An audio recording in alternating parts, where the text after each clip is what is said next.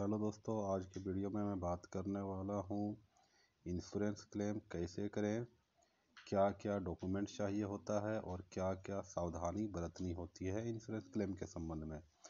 और बात करूँगा मैं प्राइवेट कार का। ठीक है, तो सीधे आते हैं हम जो हमारा टॉपिक है इंश्योरेंस क्लेम में क्या क्या सावधानियाँ बरतना है, कैसे करना है और क्या क्या डॉक्यूमेंट लगेगी। ठीक है, सबसे पहले आते हैं कि why need of insurance claim, insurance claim की ज़रूरत क्यों पड़ती है। देखिए, गाड़ी की दुर्घटना हो जाती है, मैं बात कर रहा हूँ ऑन डैमेज की। गाड़ी की दुर्घटना हो जाती है, उसके खर्चे से बचने के लिए to save the expenses from the accidental vehicle repair, accidental vehicle repair जो रिपेयर कॉस्ट है, कस्टमर में claim his car losses under own damage section plans. Own damage की प्लान अगर ली हुई है कस्टमर ने तो वो अपने गाड़ी की क्षतिपूर्ति के लिए क्लेम कर सकते हैं। अगर ऑन डैमेज नहीं है, थर्ड पार्टी है, तो जिस गाड़ी से कस्टमर की लॉसेस हुई है वो एफआईआर के जरिए वो थर्ड पार्टी के तहत क्लेम कर सकते हैं। ठीक है, बट मोस्टली जो इंश्योरेंस क्लेम होती है वो ऑन डैमेज सेक्शन के तहत ही होती है, और बड़ी दुर्घटना या थर्ड पार्टी लॉसेस है तो वैसे कंडीशन पे कोर्ट से जा कर के वो क्लेम लेते हैं कस्टमर्स। डॉक्यूमेंट्स क्या क्या चाहिए होता है वो देखते हैं। तो डॉक्यूमेंट्स में एक नंबर में चाहिए होता है पॉलिसी कॉपी, क्योंकि क्लेम लेने कस्टमर्स आ रहे हैं तो किस पॉलिसी के तहत क्लेम लेंगे तो पॉलिसी नंबर ज़रूरी है। ठीक है, आरसी कॉपी, रजिस्ट्रेशन कार्ड जो गाड़ी की होती है, रजिस्ट्रेशन जिसको कहेंगे, रजिस्ट्रेशन कार्ड व्हीकल की होनी चाहिए क्लेम लेने के लिए। और ड्राइविंग लाइसेंस, मतलब valid driving licence, valid DL चाहिए। वैलिड डीएल कहा जाए तो जिसके सेगमेंट की गाड़ी कस्टमर चला रहे हैं, जैसे प्राइवेट कार चला रहे हैं, एलएमवी कार है, लाइट मोटर व्हीकल, तो एलएमवी के लिए ऑथोराइज होना चाहिए। ये नहीं कि मोटरसाइकिल की लाइसेंस लगा दें और कार का क्लेम ले लें। ठीक है, या आप मोटरसाइकिल का क्लेम लेने जा रहे हैं और केवल एलएमवी एनटी आप लाइसेंस लगा रहे हैं, वो भी गलत है। ठीक है, उस पर भी क्लेम नहीं मिल पाएगी। चौथा डॉक्यूमेंट्स है पैन कार्ड। क्यों ज़रूरी होता है? एक तो ये साइन प्रूफ के लिए हो जाता है, पहला एक तो ये साइन प्रूफ के लिए होता है, और दूसरा अमाउंट की जो ट्रांजैक्शंस होती है कस्टमर से अकाउंट में मोर देन 50,000, पैन कार्ड बहुत ज़रूरी है।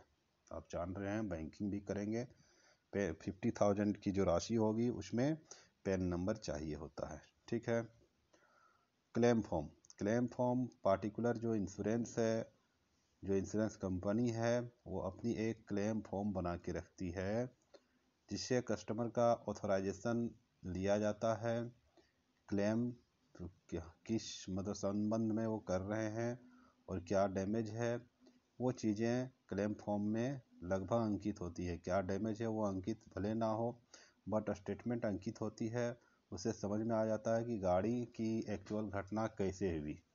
ठीक है, छठा डॉक्यूमेंट भी होता है जो आधार कार्ड है, वो ज़रूरत पड़ती है केवाईसी के लिए। ठीक है, जब व्हीकल का डैमेज 1 लाख से ऊपर हो जाए तो आधार कार्ड भी ज़रूरत पड़ जाता है।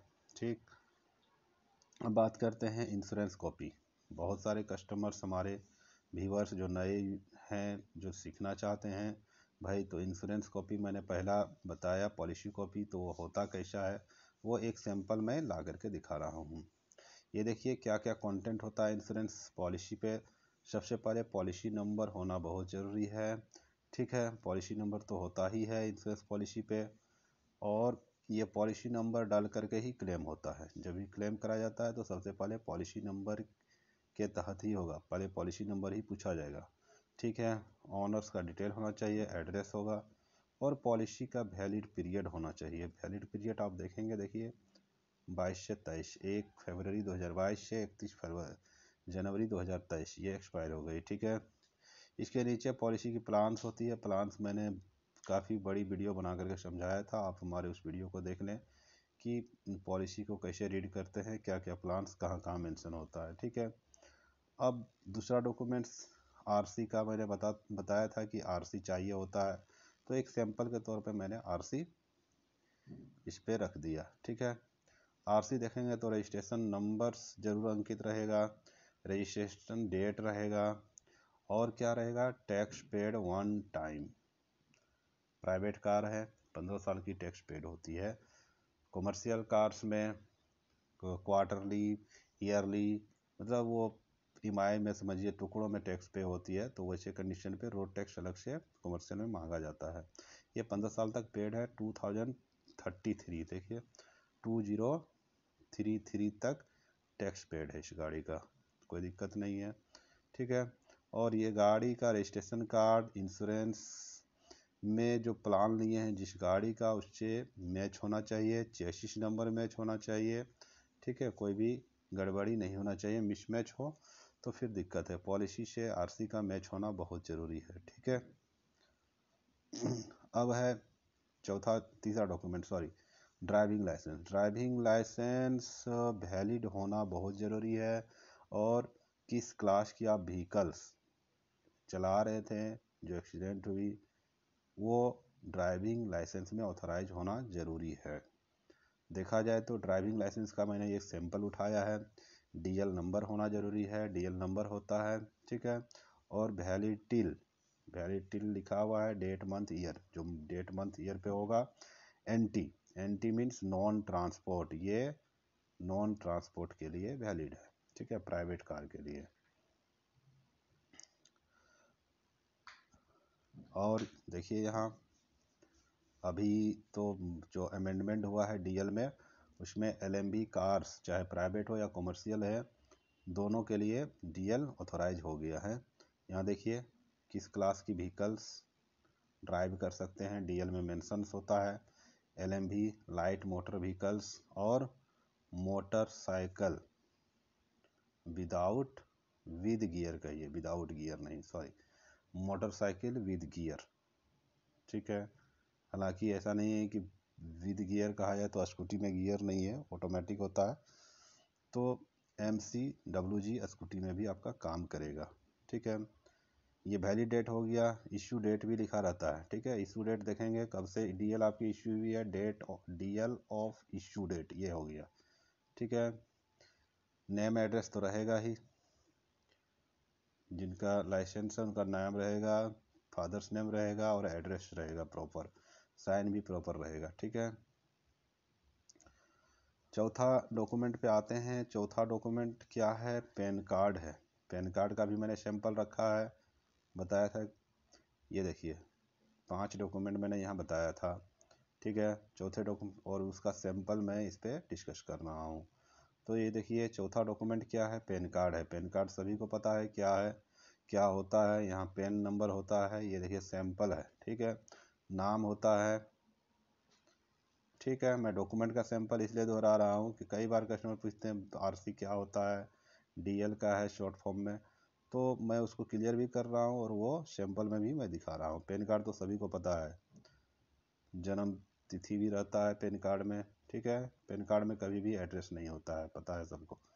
ठीक है, और एक इम्पॉर्टेंट चीज़ है, जिस कंपनी का इंश्योरेंस है आपका, उसका क्लेम फॉर्म आपके द्वारा भरा जाना चाहिए, एटलीस्ट जो स्टेटमेंट है, क्योंकि कस्टमर्स जो एक्सीडेंट की स्थिति को जानते हैं वो वर्कशॉप चले जाते हैं और वर्कशॉप बोलते हैं आप भर दीजिए। आप गाड़ी चला रहे थे या आपके ड्राइवर चला रहे थे, तो वर्कशॉप पर्सन कैसे जानेंगे कि कैसे एक्सीडेंट हुआ। हाँ, नेम डिटेल जो है वो मोस्टली 90% वर्कशॉप पर्सन भरते हैं in case of cashless. And only जो स्टेटमेंट होती है, घटना का जो स्टेटमेंट होता है, वो कस्टमर से ज़रूर भरा जाना चाहिए, क्योंकि कस्टमर मौजूद होते हैं एक्सीडेंट दुर्घटना के जगह पे और दुर्घटना का कारण को वो देख रहे होते हैं। ठीक है, तो क्लेम फॉर्म में क्या क्या होता है वो जानना ज़रूरी है। देखिए पॉलिसी डिटेल होना ज़रूरी है, पॉलिसी ये हो गया, पॉलिसी डिटेल हो गया।